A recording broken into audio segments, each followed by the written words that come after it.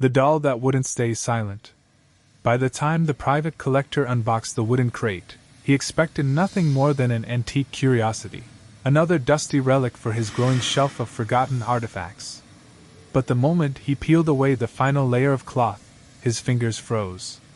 Inside lay a ventriloquist doll with cracked paint, faded suspenders, and a face carved far too realistically for its age. Its shut eyelids looked almost human, almost resting.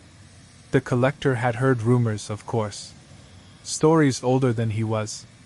Some claimed the doll had traveled with an entertainer during World War II, an exhausted ventriloquist who performed for anxious soldiers needing the smallest slice of laughter. He toured base after base, stage after stage, until one quiet evening when he simply didn't wake up. The reports said. Unexpected circumstances. Soldiers said. Something took him. The doll? It vanished. Decades later, it resurfaced like a memory refusing burial. As the collector placed the doll on his table, the air grew noticeably colder. The old papers wrapped beneath it detailed each previous owner's experience. Creaking floors in empty rooms. Whispers drifting softly at midnight. Faint footsteps pacing behind closed doors. And most disturbing, the doll shifting positions by itself. At first, he brushed the tales aside. Superstitions, he thought. Psychological tricks. But that first night, he couldn't shake the sensation of someone standing just behind him, watching. To protect what was now officially considered a haunted artifact, he purchased a sealed glass display case with reinforced locks. The doll was placed inside, its head gently tilted downward, eyelids closed as if forever asleep. Cameras were installed, motion activated, just for documentation. For weeks, nothing happened. Then came the night the footage changed everything. At 1:45 a.m., the camera's timestamp flickered. A faint click echoed from inside the room. The collector, half asleep on his sofa, glanced at the monitor out of habit, and froze. The doll's eyes snapped wide open. Both of them, shiny, reflective, emotionless, now stared directly at the camera. He sat up straight, breath jammed in his throat. The eyes were carved shut. They weren't supposed to move, let alone open. Before he could blink, the glass door of the case began to shift. Very slowly. Very deliberately. Yee. A long, soft creak. The latch lifted. The door opened half an inch. Stopped. Then gently eased shut again, as if an unseen hand were testing its weight. The doll's eyes slowly closed. The collector replayed the footage 20, 30 times. There were no strings. No air vents. No temperature fluctuations strong enough to move reinforced glass. And the eyelids? They were carved into position, meaning they had no mechanism to open or close. Days later, paranormal enthusiasts heard about the clip and begged for a closer look. Some insisted the spirit of the wartime ventriloquist was still tethered to the doll. Others warned that its containment was fragile, that disturbing it further could trigger something far more dangerous. But the collector wasn't thinking about spirits. He was thinking about what happened the next evening. Because at 3:14 a.m., while reviewing the footage frame by frame, he heard something new on the recording. Something soft. Something unmistakably human. A faint whisper, drifting from inside the sealed case. It sounded like a voice trying to finish a sentence that began decades ago. And though he couldn't make out the words, he was certain of one thing. The doll was no longer sleeping. The attic experiment. The collector hadn't slept properly since the night the doll opened its eyes. Every creak in the house sounded sharper. Every shadow felt heavier. And worst of all, the whisper he heard on the camera replay wouldn't leave his mind. But while he tried to make sense of the haunting, in a different part of the city, someone else was battling a presence of their own. Sean had never believed in ghosts. He barely believed in the stories his roommate Steven told. Stories about strange tapping behind the attic door every night. Stories about suction drafts, shifting wood, hollow knocks. Sean always rolled his eyes, but lately, the noises had changed. The tapping grew rhythmic. The rattling grew violent. Some nights, The attic door trembled like something inside was desperate to get out. It bothered him so much he began recording the strange behavior on his phone. But shaky phone clips weren't enough. He wanted proof, real proof. So one night, he fastened a small body camera to the waistband of his jeans, aimed it directly at the attic entrance, and turned off every light in the room. He hit record. "Okay, everybody. I'm in my closet," Sean whispered into the camera, keeping his voice low so he wouldn't wake Steven. "It's almost 1 a.m. I'm going to try to capture whatever's been messing with the attic door." He adjusted the camera until it pointed upward, framing the door perfectly, an old wooden panel with a flimsy metal latch, rattling lightly even when the house was silent. He turned off the lamp. "Good night, Facebook," he joked nervously, trying to mask the tremor in his voice. The room dimmed into near darkness. Only the faint blue glow of the camera remained. For the first hour, everything was still. Too still. At 3 a.m., that hour everyone warns about, the body cam picked up something. A soft tap. Then another. Then 3 in quick succession. Sean stirred in his sleep, unaware. At 3:12 a.m., the tapping grew louder. Talk. Talk, talk, talk.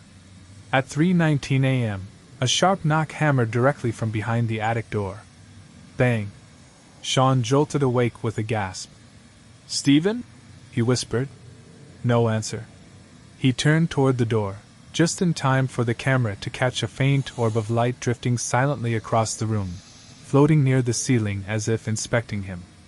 It shimmered faintly before vanishing like a spark swallowed by darkness. At 4 a.m. sharp, the attic door shook violently. The metal latch scraped against the frame. The entire wood panel pushed forward, once, twice, like something inside was trying to shove its way out. Sean scrambled off the bed, heart pounding. "No, no, no, what is that?" he whispered in panic. The shaking stopped as abruptly as it began. A chilling silence followed. When morning came, Sean reviewed the footage with Steven, both sitting stiffly on the couch. The orb. The rattling. The violent shove. Every second felt heavier than the last. "Bro," Steven whispered. That's not wind."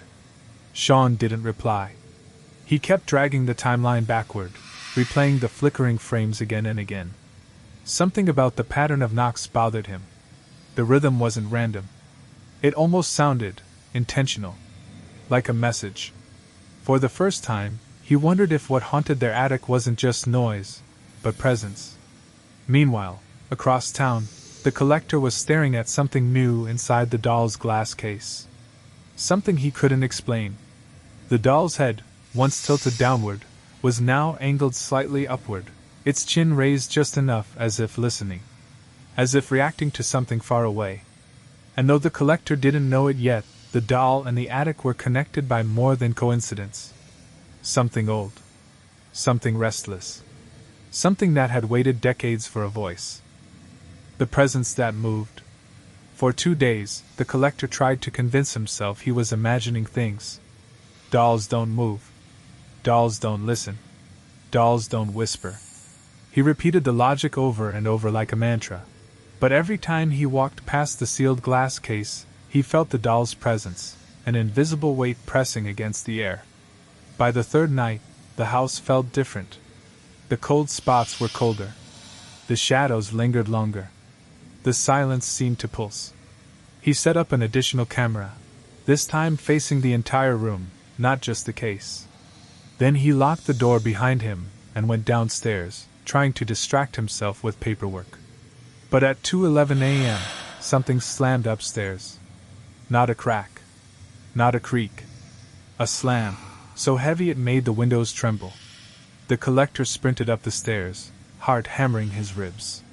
He grabbed the doorknob to the artifact room, but before he could turn it, the lock clicked on its own and the door slowly eased open.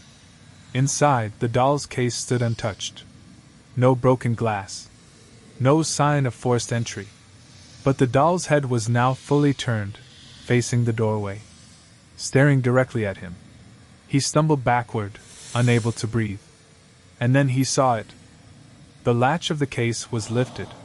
The glass door was cracked open. He backed out of the room and slammed the door shut. Every instinct screamed at him to run, but he forced himself downstairs and opened the main monitor to check the footage. The video showed something he wished he had never seen. At 2:09 a.m., the lights flickered. At 2:10 a.m., the glass door of the case clicked open. At 2:11 a.m., the doll moved. Not with a jerk, not falling over, but with a slow, deliberate rotation of the head, as if following someone walking through the room. And then, at the bottom of the frame, another camera angle captured something else. A shape. A faint, misty outline drifting near the ceiling. Not human. Not smoke. It hovered above the doll as if whispering down to it. The shape disappeared at 2:12 a.m. At that exact moment, 3 miles away, Sean was experiencing his own nightmare.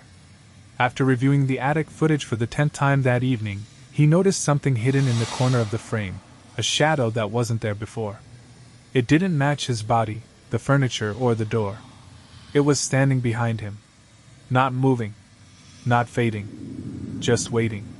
Goosebumps crawled under his skin. He rewound the footage, zoomed in, brightened the shadows, and the shape materialized. A tall, thin silhouette with no features, positioned directly behind where he had been sleeping. The realization hit him with a cold rush. Something had been in the room with him. He slammed his laptop shut, grabbed his phone, and called Stephen, but before it could ring twice, a loud crash came from the hallway.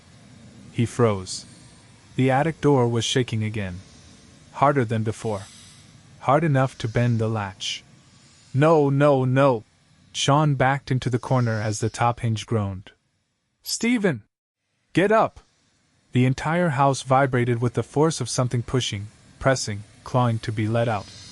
Then, silence. Total, suffocating silence. Stephen rushed in, out of breath. What happened? Sean's voice cracked. It stopped. It just stopped. But the look on Stephen's face froze him. Dude, Stephen whispered, staring past him. Look at the door.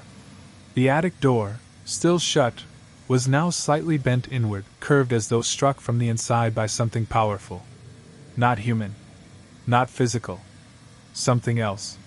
Before either of them could speak, Sean's phone buzzed. A notification. A message from the collector, the man he had never met. It contained only a single sentence. If you hear whispering, don't answer it. Sean swallowed hard. Who is this?